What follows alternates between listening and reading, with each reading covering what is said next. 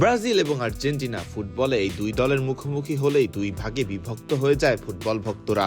ফুটবলে দুই চিরপ্রতিদ্বন্দ্বীর রেষারেষির পাশাপাশি এবার তা যেন পৌঁছে গেল ক্রিকেটেও। এবার ক্রিকেটে মুখোমুখি আর্জেন্টিনা এবং ব্রাজিল। ফুটবলের চ্যাম্পিয়ন আর্জেন্টিনার সাথে ক্রিকেটেও হার মানল ব্রাজিল। 5 ম্যাচ সিরিজের প্রথম টি-20 ম্যাচটি ঠিকই নিজেদের করে নিয়েছে আর্জেন্টিনা।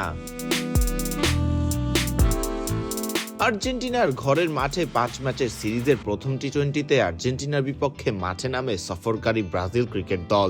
তবে আগে ব্যাট করা ব্রাজিল নির্ধারিত 20 ওভারে পুঁজি পায় মাত্র 109 রানের।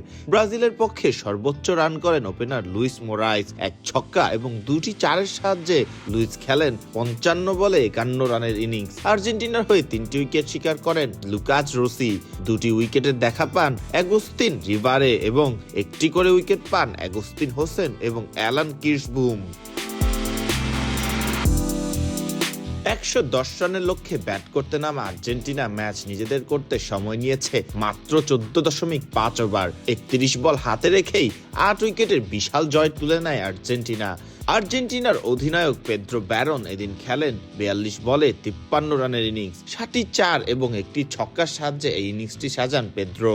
শেষ পর্যন্ত 5 ম্যাচ টি-20 সিরিজের প্রথম ম্যাচে হার নিয়েই মাঠ ছাড়তে হয় ব্রাজিল ক্রিকেট দলকে। ফুটবলে আর্জেন্টিনা ব্রাজিল বেশ শক্ত দল হলেও ক্রিকেটে এখনো নিয়মিত দল হিসেবে নিজেদের মেলে ধরতে পারেনি ব্রাজিল আর্জেন্টিনা। তবে এই সিরিজ দিয়েই হয়তো ক্রিকেট মহলে নিজেদের নাম ভক্তদের মাঝে ছিটিয়ে দেবেন ফুটবলের এই দুই চিরপ্রতিদ্বন্দ্বী আর্জেন্টিনা এবং ব্রাজিল। ফুটবলের মতো একদিন হয়তো আর্জেন্টিনা ব্রাজিলের ম্যাচকে ঘিরে বিশ্বজুড়ে উপভোগ করা হবে। ক্রিকেট ভক্তরা নিশ্চয়ই চাইবেন গোটা পৃথিবী জুড়েই সবাই মেতে উঠুক ভদ্রলোকের খেলা ক্রিকেটকে নিয়ে। ফরদিন রহমান সকাল, বিডি ক্রিক টাইম।